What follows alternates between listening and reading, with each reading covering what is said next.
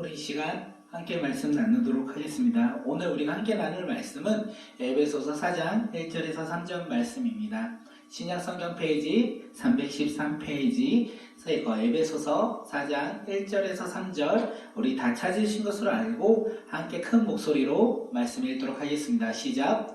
그러므로 주 안에서 갇힌 내가 너희를 권하노니 너희가 부르심을 받은 일에 합당하게 행하여 모든 겸손과 온유로 하고 오래 참음으로 사랑 가운데서 서로 용납하고 평안에 매는 줄로 성령이 하나 되게 하신 것을 힘써 지키라. 아멘. 오늘도 꿈꾸는 예배 오신 모든 분들을 주님의 이름으로 환영하고 사랑합니다. 우리가 비록 함께 모여 예배 드리지는 못하지만 그래도 우리가 있는 그 자리에서 우리의 가정에서 예배 드릴 수 있다는 것이 얼마나 큰 감사가 아닐까 생각합니다. 우리가 이 감사를 고백하며 감사를 가지고 오늘을 보내는 믿음의 자녀들이 되길 주님의 이름으로 축복합니다. 오늘도 꿈꾸는 예배의 세 가지의 은혜가 차고 넘쳐났으면 좋겠습니다. 첫째는 하나님의 임재가 우리의 가정 가운데, 우리의 교회 가운데 가득 넘쳐나길 바라며, 두 번째는 유일한 구원자 예수 그리스도의 이름만을 고백하는 믿음의 시간이 되길 바라며, 마지막으로 주님께서 약속하신 성령님이 임하여 성령 충만함이 가득한 믿음의 예배가 되길 바라겠습니다. 이 세 가지의 은혜를 우리가 날마다 사모하며 기대하며 살아가는 믿음의 공동체가 되길 바라며, 오늘 이 시간 우리의 가정 가운데 그리고 우리 꿈꾸는 교회 가운데 이 세 가지의 은혜가 차고 넘쳐 우리가 주님 앞에 믿음으로 고백하는 믿음의 자녀들이 되길 바라겠습니다. 오늘 하나님이 우리에게 주신 말씀의 제목은 힘써 지키라입니다. 함께 제목 읽도록 하겠습니다. 시작! 힘써 지키라. 오늘은요, 2020년 12월 27일 올해 마지막 주일입니다.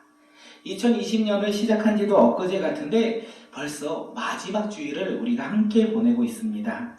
사랑하는 성도님들, 2020년 한 해를 돌아볼 때 우리는 어떤 기억들이 우리 기억 속에 남아 있습니까?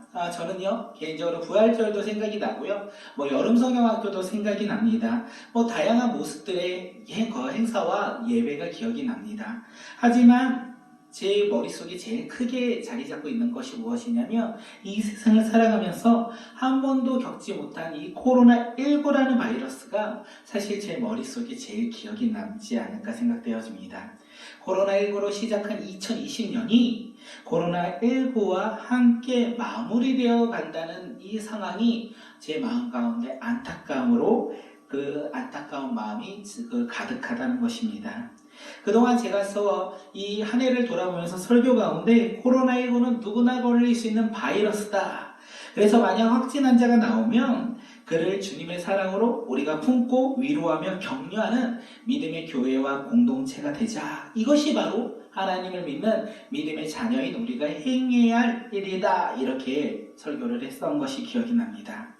그런데 최근에 제가 일을 하고 있는 직장에서 함께 일하는 동료가 코로나19에 확진이 되었습니다.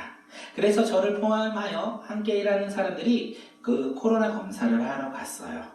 그리고 코로나 검사를 하고 결과를 기다리는 하루 동안 진짜 제 머릿속에는 너무나 다양한 생각들이 들더라고요. 혹시 나도 확진이 걸리면 어떡하지? 그렇다면 며칠 동안 내가 만난 이 수많은 사람들에게 피해를 주는 건 아닐까? 나 때문에 그들에게 피해를 주고 있는 것은 아닐까? 이런저런 생각, 되게 다양한 생각들이 제 머리에 가득 찼습니다. 그래서 사실 잠을 자려고 해도 잠이 잘 오지 않았어요. 근심과 걱정으로 잠을 설쳤다라는 표현이 정확한 것 같습니다. 다행히도 검사 결과가 음성이 나왔어요. 그런데 제가 음성의 결과를 보고 저의 모습, 하루 동안의 저의 모습을 돌아보니까 내가 이제 조금은 조심하기도 하고 조금은 이제 그 코로나와 상관없이 나의 모습 가운데 조금 선한 모습으로 살아가야 되겠다, 겸손한 모습으로 살아가야 되겠다, 인생의 반성을 하며 그 코로나 검사를 마무리했습니다. 그런데 문제가 생겼어요.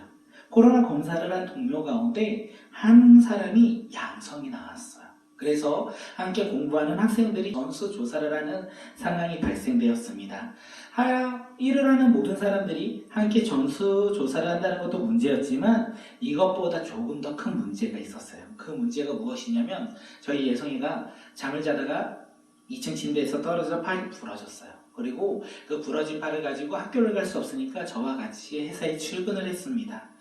우리 예성이가 출근을 했는데 그날따라 이렇게 검사 결과를 받기 전에 친구와 함께 이렇게 동선이 겹쳐서 우리 예성이도 코로나 검사를 받아야 하는 상황이 발생이 되었습니다. 이때 제 마음 가운데 어떤 마음이 들었냐면, 만약에 우리 예성이가 양성이 나온다면 그래, 내가 함께 생활치료센터에 들어가겠다. 이 아이를 혼자 보내는 것이 아니라 부모인 내가, 아버지인 내가 그와 함께 가야겠다, 이렇게 결정을 했습니다. 다행히도 예성이도 그리고 전수조사한 50명 모두 음성이 나왔습니다. 이번 경우 이 코로나 검사를 통하여 제가 깨달은 것이 무엇이냐면, 코로나19가 우리의 생활이다, 우리의 일상이다 라고 생각했었고 선포했는데, 어찌 보면 나의 일은 아니고 나와 별도로 우리의 일이다, 이렇게 생각했던 저의 어리석은 모습이 떠올랐습니다. 그러면서 제일 크게 느낀 거는, 코로나19는 어찌 보면 이제는 바로 나와 함께하는 삶이라는 것을 절실히 깨닫고, 코로나19로 인하여 확진 걸린 확진자들을 위해서 더 많이 기도해야 되겠다. 육체적으로 아파하는 사람들을 위해서 기도하고, 자신 때문에 피해를 입은 사람들을 생각하며 우울과 절망감에 빠진 사람들이 떠오를 때마다 그들을 위해 기도해야 되겠다라고 생각되어졌습니다.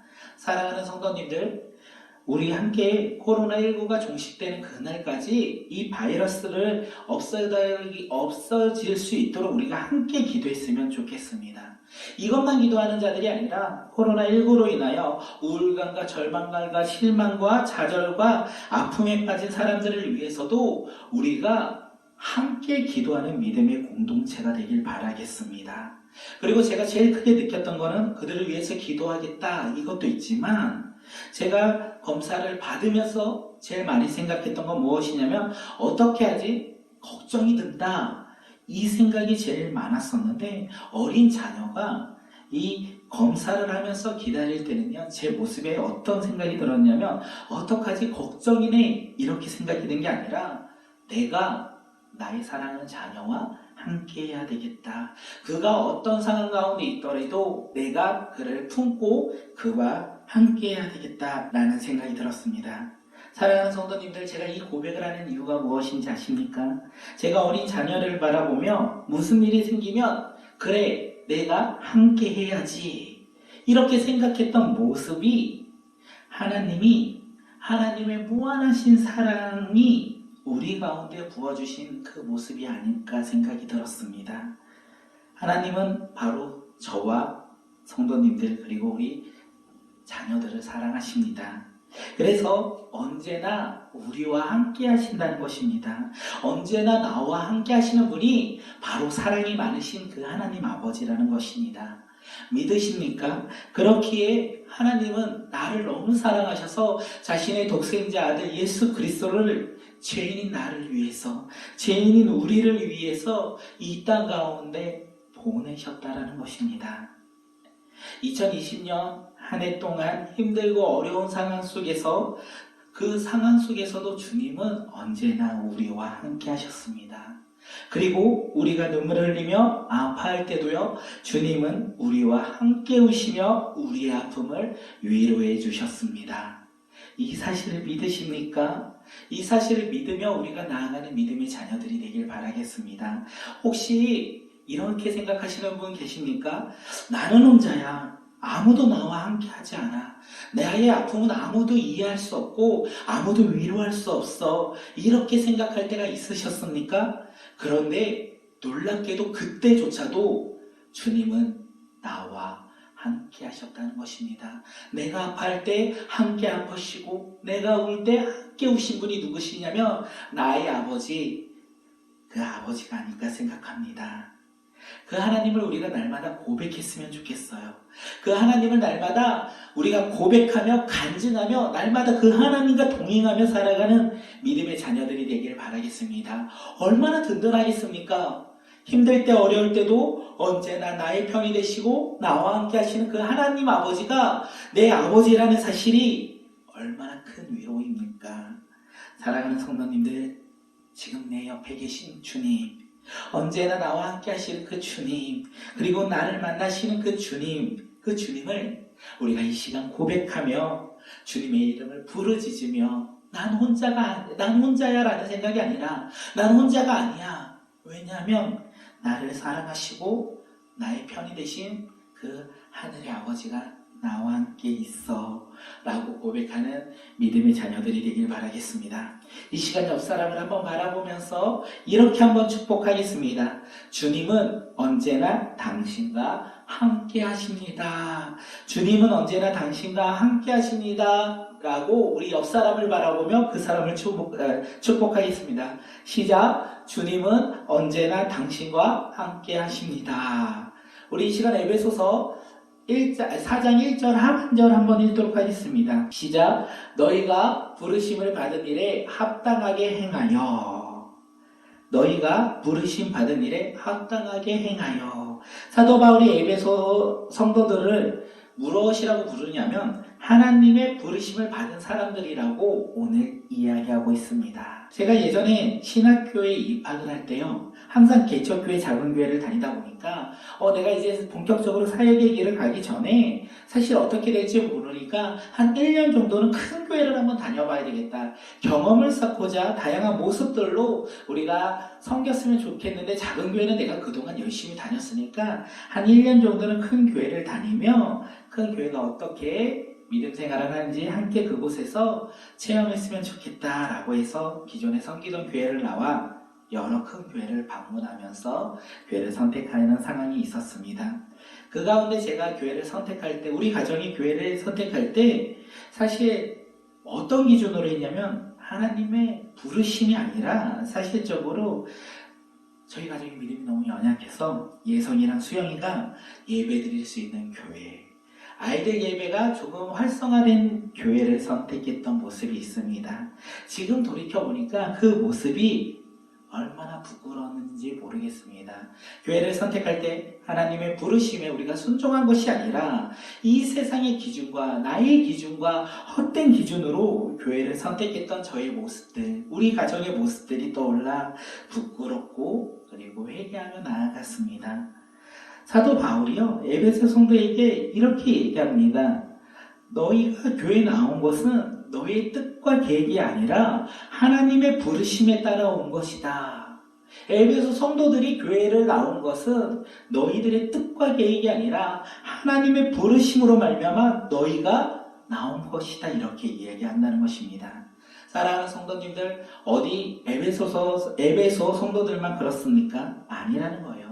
오늘 말씀을 듣고 있는 저나 우리 성도님들 또한 에베소 성도들처럼 꿈꾸는 교회로 하나님께서 불러주셨다는 사실입니다. 이 사실을 믿으십니까? 우리가 이것을 믿으며 나아가는 믿음의 공동체가 되길 바라겠습니다. 하나님이요, 우리를 꿈꾸는 교회로 불러주셨고 한 공동체로 우리를 이끄시고 인도해 주신다는 것입니다. 우리가 이것을 믿으며 아멘으로 화답하는 믿음의 공동체가 되길 바라겠습니다. 그렇다면 하나님은 왜 우리를 수많은 교회 가운데 경기도 남양주시 평내동에 있는 조그마한 상가 개척교회로 불러주셨을까요? 하나님께서는 아무 목적 없이 우리를 이 교회로 인도해 주셨을까요? 그렇지 않다는 사실입니다. 하나님의 부르심에는요, 목적이 있다는 것입니다. 하나님은 아무런 목적 없이 우리를 부르시지 않는다는 것입니다. 그렇다면 하나님이요, 우리를 꿈꾸는 교회로 부르신 이유가 무엇일까요? 하나님이 우리를 꿈꾸는 교회로 부르신 목적이 있는데 그 목적이 무엇이냐면 오늘 말씀을 통해 깨달았으면 좋겠습니다. 하나님의 부르심을 깨닫고 우리의 삶을 정비하여 하나님 말씀에 순종하며 나아가는 우리 꿈꾸는 교회와 우리 사랑하는 성도님들의 삶이 되길 주님의 이름으로 축복합니다. 사도 바울은 에베소 성도들을 향하여 하나님의 부르심에 합당한 일을 행하라 이렇게 이야기해요. 너희가 부르심을 받은 일에 합당하게 행하라. 그러면 그 합당한 일이 무엇입니까? 우리 함께 에베소서 4장 2절 말씀을 함께 읽도록 하겠습니다. 시작. 모든 겸손과 온유로 하고 오래 참음으로 사랑 가운데서 서로 용납하고. 우리가 여기서 먼저 사전적인 의미를 조금 보면 좋을 것 같은데, 겸손과 온유로 하고 해서 겸손과 온유가 어떤 의미가 있냐면, 사전적으로 겸손은 남을 존중하고 자기를 내세우지 않는 태도라고 합니다. 그리고 온유는요, 성격과 태도 따위가 온화하고 부드러운 것을 가리켜 온유하다라고 이야기하는 것입니다. 겸손은요, 남을 존중하고 자기를 내세우지 않는 태도. 온유는요, 성격 태도 따위가 온화하고 부드러움. 이것이 바로 겸손과 온유라는 사실입니다. 지금 사도 바울이 에베소서 성도들을 향하여 너네들이 하나님의 부르심에 합당한 일을 행하라. 그것이 어떤 거냐면 겸손하고 온유해라 이렇게 말하는데, 이 말이 어떤 의미냐면 하나님의 부르심을 입은 에베소 성도들은 온화하고 부드러운 모습으로 자신을 내세우지 않고 남을 존중하는 태도로서 행동해야 한다라고 이야기하는 것과 똑같습니다. 하나님의 부르심을 입은 에베소 성도들은요, 온화하고 부드러운 모습으로 자신을 내세우지 않고 남을 존중하는 태도로서 행동해야 한다는 것입니다. 사랑하는 성도님들, 어디 에베소 성도들만 그렇습니까? 아니라는 거예요. 오늘 말씀을 듣고 있는 우리 또한 하나님께서 꿈꾸는 교회로 부르셨고, 우리에게도 겸손하며 온유로 해라, 온유한 행동으로 행해라 라고 말씀해 주신다는 것입니다. 그렇기에 하나님의 부르심을 입은 우리 꿈꾸는 성도들의 모습이 어때야 하냐면, 온유하고 부드러운 모습으로 자신을 내세우지 않고 남을 존중하는 태도를 가져야 한다는 것입니다. 오늘 말씀이 우리에게 이 이야기를 하고 있어요. 우리 꿈꾸는 교회와 우리 사랑하는 성도님들의 모습이 어때야 되냐면, 온유하고 부드러운 모습으로 자신을 내세우지 않고 남을 존중하는 믿음의 성도들, 믿음의 교회가 되어야 한다는 것입니다. 어디 겸손과 온유만 있습니까? 아니라는 거예요. 하나님이 부르신 이 성도들과 공동체는요, 겸손과 온유만 있는 것이 아닙니다. 한 번 더 우리 에베소서 4장 2절 말씀 한 번 더 읽도록 하겠습니다. 시작. 모든 겸손과 온유로 하고 오래 참음으로 사랑 가운데 서로 용납하고. 사도 바울이 에베소서 성도들에게 오래 참음으로 사랑 가운데서 서로 용납하고라고 이야기하고 있어요. 오래 참음으로 서로 용납하고. 용납이라는 단어를 좀 풀이하면요, 사전적인 의미를 풀어하면 오래 참음으로 사랑 가운데 서로 너그러운 마음으로 남의 말이나 행동을 받아들이는 것, 이것을 의미한다는 것입니다. 사도 바울이 첫 번째로 겸손하고 온유해라 이 이야기를 하고 쉽게 사랑해라 이렇게 말했으면 좋았을 텐데, 직설적으로 겸손과 온유를 말하면서 사랑해라라는 것은 빙글빙글 돌려서 이야기하고 있다는 것입니다. 왜 사랑해라 이렇게 쉬운 간단한 말을 빙글 돌리면서 오래 참음으로 사랑 가운데서 서로 용납해라 이렇게 이야기할까요? 그 말은요, 사랑이 쉬운 것은 아니라는 것입니다. 사랑은 어렵다. 사랑하고자 우리가 살아간다는 것은 어려운 일을 행하는 것이다 라고 이야기하는 것과 동일한 의미가 있습니다. 작년 송구영신 예배 때 우리가 사랑장인 고린도전서 13장을 함께 나눴어요. 그때 말씀 가운데 사랑은 오래 참아야 합니다 라고 이야기했습니다. 사랑을 한다면, 사랑을 시작한다면 우리는 그때부터 무엇을 하는 사람들이냐면 사랑을 참는 것이고요, 인내하는 것이고요, 기다리는 것이다. 이것이 바로 사랑이라고 말씀드렸습니다. 사랑받는다, 사랑한다면 우리는 무엇이라고 생각하십니까? 내가 저 사람에게 사랑받는다는 것은 어찌 보면 저 사람들한테 내가 사랑을 받는다라고 생각할 때가 많이 있지 않습니까? 우리가 연애를 시작할 때요, 그리고 시작하는 연인들의 모습을 보면요, 사랑을 받고자 하지 사랑을 주고자 하지는 않습니다. 연애를 시작하면 사랑을 받고자 합니다. 그런데 진짜 연애를 시작하면 상대방의 모습을 보고 우리 그 모습을 참고 인내하며 많이 그들을 기다리는 모습으로 우리가 사랑을 표현하는 것으로 우리의 모습이 변화되는 것을 우리는 알 수 있어요. 어디 연애뿐만입니까? 자녀를 향한 이 부모의 사랑은 어떻습니까? 자식을 사랑하여 아낌없이 사랑을 받고자 하는 것이 아니라 거꾸로 부모의 사랑은 아낌없이 사랑을 주지 않습니까? 자녀의 모습이 비록 내 마음 가운데 들지 않지라도, 자녀의 행동이 비록 내 마음에 들지 않더라도, 아빠, 나 치킨이 먹고 싶어 라고 한다면, 너 이런 행동 있잖아, 그래서 넌 치킨 안 사줘, 이렇게 말하는 부모가 아니라, 그래, 치킨 사줄게. 아빠, 나 피자가 먹고 싶어. 그래, 그러면 피자 사줄게. 우리가 이렇게 이야기하지 않습니까? 이것이 자녀를 향한 부모의 사랑, 부모의 모습이 아닙니까? 자녀가 비록 내 마음 가운데 들지 않더라도 우리는 자녀를 위해 기도하며 자녀가 변화되기를 기대하며 인내하고 참는 모습이 바로 부모의 사랑 아닙니까? 사랑하는 성도님들, 사랑은 인내하며 기다리는 것입니다. 그런데 사랑은 잠시 하는 것이 아니라 오래 참는 것이라고 이야기했습니다. 그것이 진짜 사랑이라고 오늘 사도 바울이 우리에게 이야기하고 있는 것이에요. 사도 바울이 고린도 교회에게 9가지의 사랑의 모습을 이야기합니다. 사도 바울이 말하는 이 9가지의 사랑을 통하여 우리 꿈꾸는 교회도 사랑이 가득한 교회가 되길 바라겠습니다. 우리 사랑하는 성도님들의 가정 또한 사랑이 가득한 믿음의 가정이 되길 바라겠습니다. 우리 함께 화면을 보시고 밑에 자막을 보시고 9가지의 사랑이 어떤 것인지 함께 한 목소리로 우리 읽도록 하겠습니다. 시작. 첫째, 사랑은 시기하지 않는 것입니다. 다른 사람을 시기하여 질투하고 미워하지 않습니다. 둘째, 사랑은 자랑하지 않는 것입니다. 다른 사람보다 높아지거나 칭찬받고 싶은 마음을 버리는 것입니다. 셋째, 사랑은 교만하지 않는 것입니다. 자신의 판단과 기준으로 상대방을 바라보지 않는 것입니다. 넷째, 사랑은 무례히 행하지 않는 것입니다. 다른 사람에게 부당한 대우를 하지 않는 것입니다. 다섯째, 사랑은 자기의 유익을 구하지 않는 것입니다. 자신만 생각하여 이기적인 행동하지 않으며 반대로 자신이 누릴 수 있는 자유와 권한을 다른 사람들에게 나눠주는 것입니다. 여섯째, 사랑은 성내지 않는 것입니다. 스스로 절제하지 못하고 화를 내지 않는 것입니다. 일곱째, 사랑은 악한 것을 생각하지 않는 것입니다. 악한 마음과 원한을 마음에 두지 않는 것입니다. 여덟째, 사랑은 불의를 기뻐하지 않는 것입니다. 죄로부터 멀리 떠나는 것입니다. 아홉째, 사랑은 진리와 함께 기뻐하는 것입니다. 예수 그리스도와 함께 기뻐하는 것입니다. 마지막으로 열째, 사랑은 행동하는 것입니다.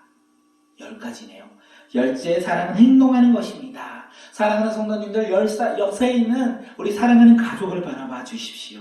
그 가족을 바라보고 내가 오늘 읽은 이 10가지를 그에게 날마다 적용하며 살아가는 믿음의 자녀가 되게 해달라고 날마다 기도하며 나아가는 우리 공동체가 되길 바라겠습니다. 10번째가 뭐였죠? 사랑은 행동하는 것입니다. 오늘 이 시간 한번 행동하도록 하겠습니다. 옆사람을 보면서 지극한 눈빛으로 그를 바라보면서 한번 축복하겠습니다. 당신은 나의 사랑입니다. 라고 우리 이 시간 함께 고백하겠습니다. 시작. 당신은 나의 사랑입니다. 우리가 겸손하고 온유하며 오래 참음으로 사랑 가운데 서로 용납할 수 있는 이유가 무엇입니까? 우리가 절제를 잘해서 사랑을 잘 알아서 10가지를 잘 지켜서 우리가 그 사랑을 지키는 것이 아니라 우리 에베소서 4장 3절 하반절에 이렇게 이야기하고 있습니다. 우리 에베소서 4장 3절 하반절 함께 읽도록 하겠습니다. 시작. 성령이 여러분을 평화의 띠로 묶어서 하나게 되게 해주신 것을 힘써 지키십시오. 사도 바울은요, 에베소 성도들에게 성령이 하나 되게 하신 것을 힘써 지켜라, 이렇게 이야기하고 있습니다. 에베소 성도들이 하나님의 부르심을 입은 사람들로서 행해야 할 일이 무엇입니까? 성령 안에서 하나 되기를 위해 힘써 지킨다는 것입니다.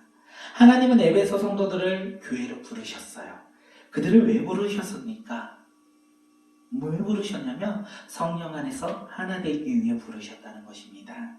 에베소 성도들은 그 부르심에 또한 성령 안에서 하나 되기 위해서 믿음 안에서 힘써 지켜야 한다는 것입니다. 무엇을 지킵니까? 겸손과 온유와 그 다음에 오래 참음으로 사랑 가운데 서로 용납하는 것을 그들은 성령 안에서 하나 되기 위해 지킨다는 것입니다. 사도 바울은 오늘 본문을 통하여 하나님이 에베소 성도들을 믿음의 교회로 부르셨고 그 부르심에 합당하게 행동해야 한다고 이야기했습니다. 방금도 말씀드렸어요. 그들이 행해야 하는 일은 겸손과 온유한 마음이며 오래 참음으로써 사랑 가운데 서로 용납하는 것이라는 것입니다. 어디 이게 사실 쉬운 일이겠습니까? 어렵고 어려운 일이 아니겠습니까? 잠시 저 사람의 모습을 보면 화가 날 때가 얼마나 많이 있습니까? 항상 내 편이라고 하는데 내 편이 아니라 남의 편일 때가 너무나 많은 남편이지 않습니까?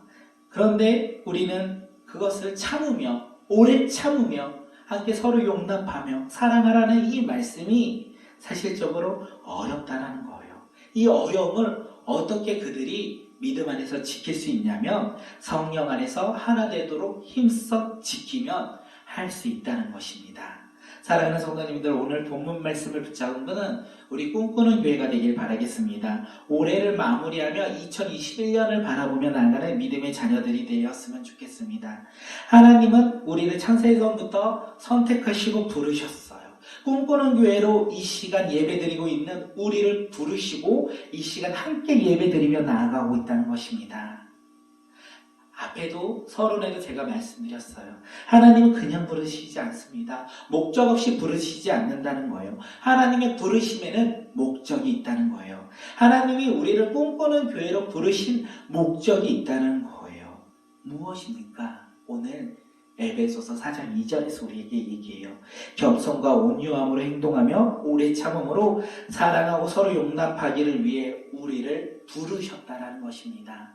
이 사실을 믿으십니까? 우리가 이 말씀을 붙잡고 2021년 한 해 동안 성도가 서로를 바라보며 겸손하게 온유함으로 그를 바라보았으면 좋겠고 오래 참음으로 사랑하고 서로 용납하기를 바라는 믿음의 공동체가 되었으면 좋겠습니다. 이 말씀을 붙잡고 우리가 한 해를 믿음으로 나아가는 공동체가 되길 바라며 우리가 더욱더 주님 앞에 믿음이 성장하는 꿈꾸는 교회가 되길 바라겠습니다. 그런데 이렇게 말씀을 나누는데 혹시 우리의 마음 가운데 난 너무 연약한데, 난 겸손과 온유와 상관없는 사람인데, 난 사랑받고 싶지 사랑을 주고자 하고 싶진 않은데, 나는 사랑을 하고자 인내하며 참으며 기다리고 싶지는 않은데, 혹시 이런 생각들이 있으십니까? 다시 한번 말해보면 사랑하는 성도님들, 우리를 꿈꾸는 교회로 부르신 분이 바로 하나님이라는 것입니다. 성령 안에서 항상 함께 힘쓰면 우리는 행할 수 있다는 거예요.